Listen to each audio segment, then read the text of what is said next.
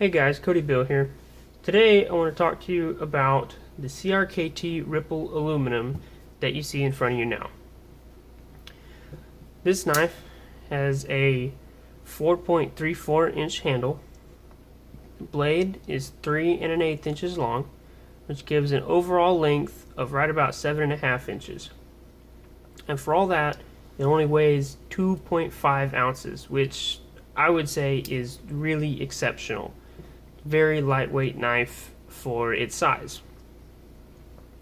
So this knife is billed as being a gentleman's tactical folder. Now I don't know if I really would agree with that, primarily because of size. And like I said, the blade is 3 1/8 inches long, but I don't know, I wouldn't consider that really long enough to be intended for a perhaps tactical role, I guess you could say. That said, there are smaller knives that have been, used for tactical purposes, I guess you could say. So perhaps not, but I might think twice about that. So on this blade, that's 3 1/8 inches long, like I said. It's 1/10 of an inch thick. So kind of slender, but it's not so thin that it feels flimsy. It doesn't feel bad. It's got a really nicely crowned spine here, which feels really good, and more than that, it looks really nice. It's got a fairly high hollow grind here, and this nice long swedge running along the top, which will allow it to penetrate very nicely in a pierce cut. It's very good at that with the way this this tip is shaped. And actually, speaking of, I'll see if I can show you that a little better there. It's a pretty precise tip, pretty nice and pointy, but not too delicate. The flats of the blade run all the way out to here in the full thickness, and it still remains fairly thick almost all the way out to the tip. In fact, this whole knife is a little thick behind the edge, this particular one is, which is why you may notice this edge is so wide. Now, this is not how it comes from the factory. This is what you can do with an Edge Pro Apex, and right now it's got a 15 degree per side secondary bevel with a 20 degree per side micro bevel. I believe it was polished out to 2,000 grits, 2,000 grit polishing tape. If I remember right, this was several years ago that it was sharpened. I guess about 2.5 or 3 years ago. Yeah, about 2.5 years ago, a little over. And it's actually retained the edge fairly well for what it is. In fact, here, I'll see how sharp it is now. Okay. So, still cutting pretty well, still rocking and rolling. This steel is 8CR14 MOV, so it's, a little bit of a softer steel. The way they do it in this knife, it comes out to about 58, 59 Rockwell hardness, which is not too bad, but it's, it's not going to be super great on edge retention. The thing about this, like I said, it was sharpened a couple years ago and not really touched since then. I did use it quite a lot. I have used it quite a lot, but mostly for cutting tape or mail, things like that, and maybe some string every now and then. Nothing major, so that's why it's still kept the edge pretty nicely. One of the things I really love about this knife is how thin it is. In addition to the lightweight, it's very thin. So this handle is 1/3 of an inch thick, 0.33 inches thick, which means that down in your pocket, it rides really nicely. It's nice, it's slim, it doesn't have anything sticking off on the sides, so it doesn't jab into anything, catch on anything. You really, if you've got other stuff down at the bottom of your pocket, that you're trying to get to, keys, whatever. Your hand will just slide right on past this. It's not going to catch on stuff and be really annoying. It was really nice. Now, in the hand, that does make it a little, I don't want to say lacking. It's not very hand-filling. The biggest downside to this knife ergonomically is the clip. So this clip functionally is pretty good. It retains the knife pretty well, got a good amount of tension on it. But the tip of it kind of sticks out more than it looks like it does. When you have it in your pocket, it can rub up against stuff. Not only that, but in this direction, the clip actually sticks up off the handle ever so slightly. It's not really noticeable normally until you really kind of grab the knife, and then you can feel this whole area kind of dig in. When you hold it in a saber grip, it's not really noticeable. You can feel the tip just a little bit, but it's not uncomfortable. But in a hammer grip, if you grip it real tightly, it is a little uncomfortable. Nothing unbearable, but a little uncomfortable. So obviously this knife has a flipper. It's a flipper design. Got a nice flipper tab. It's not overly sharp on the back here. A little bit of jimping there so you can grab it. And it deploys super fast, as you can see, which is very nice. Nice quick deployment, and that's because of the IKBS bearing system.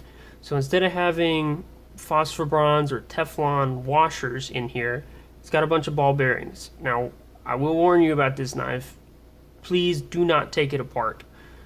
IKBS is a loose bearing system. It's not thrust bearings. They're not in a retaining ring. They're just loose. There's a little race milled in the tang of the blade and also in the steel frame. And that's what they ride in. So when you pull that off, there's nothing holding them in there. I made that mistake myself, and as soon as I pulled it off, ball bearings just went everywhere, and they're tiny. Really, really small. So very easy to lose. So don't do that. That's, I guess you could say, one downside. If you get this full of crap, you can't really, okay, you can take it apart, but I wouldn't recommend it. That said, everything on the inside you can just blow out or wash out with water or air. These are aluminum scales. They're I believe 6061 anodized aluminum scales. It's got a stainless steel frame in here. It's 2CR13. Not that that really means much if you're not talking about a blade, but it's going to be fine for what it's doing.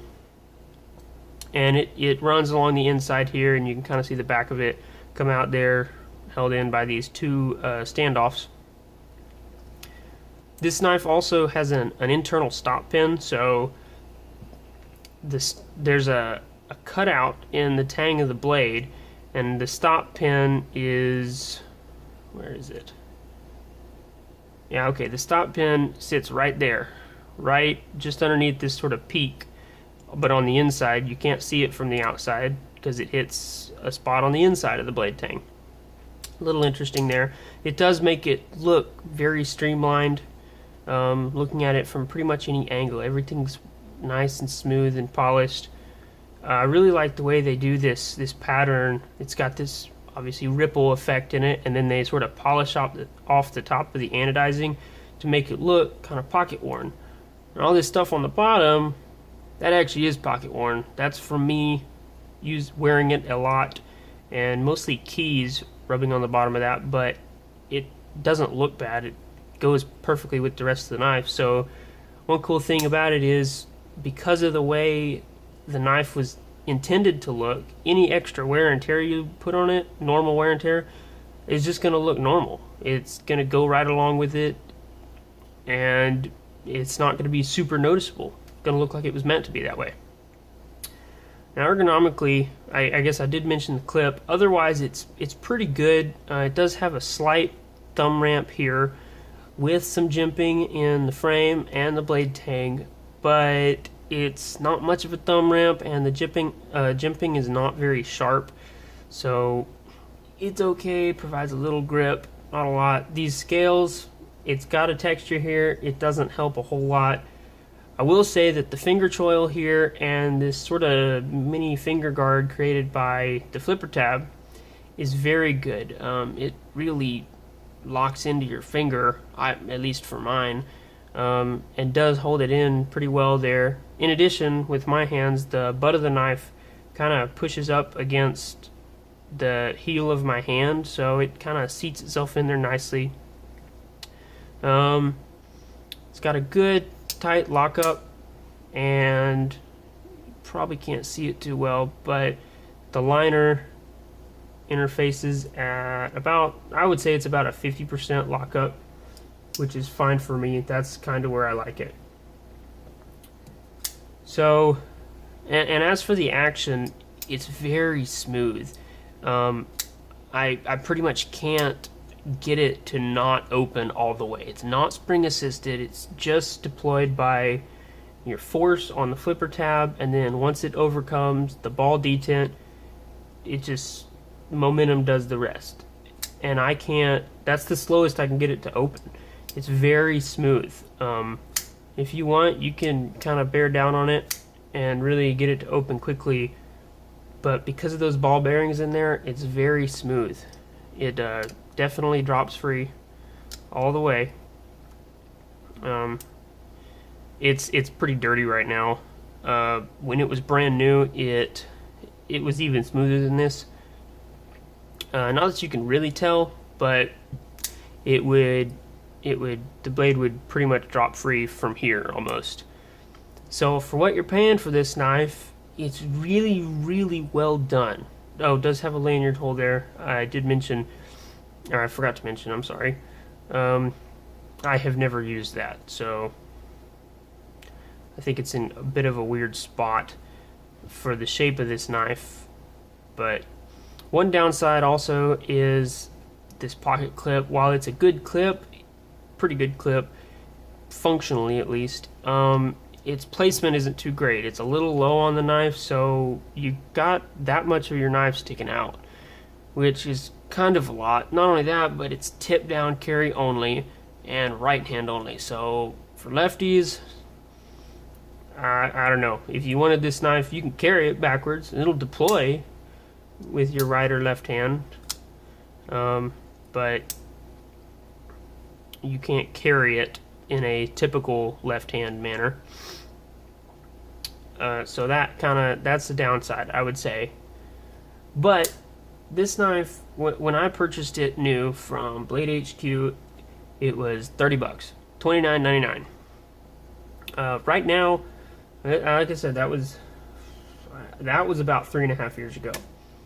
The price has gone up now to about $40. I believe on Amazon it is about $35, and I'll have links to both of those in the description down below. There is a stainless steel version of this knife that is made, as well as a smaller version. So this is 3 1/8. They make a 2.7-inch blade version, and like I said, a stainless steel frame version that's actually a frame lock, not a liner lock. It's a really pretty blue anodized stainless steel. It weighs 3 ounces, and it goes for, on Blade HQ, it's $90. So a little more. I personally prefer this one because I kind of like a liner lock over a frame lock. I don't think of frame locks as being incredibly strong, so if I want an incredibly strong lockup, I would go with maybe an Axis lock or maybe a cold steel triad lock. So no matter what you do, it's still a folding knife though, so you're gonna have weak points in here. There's no way to make it as strong as a folding knife, fixed blade knife, no matter what anyone says. So I prefer the aluminum one, a little thinner and lighter, and definitely less expensive. This knife is made in China, obviously, for that price, but again, the quality you get on this is really, really exceptional. Really great action. very good blade shape, pretty comfortable handle, and it's a really good looking knife. I think. I don't know. Wouldn't you say? I think it's a really, really nice looking knife. So there you have it, CRKT Ripple Aluminum. Let me know what you think.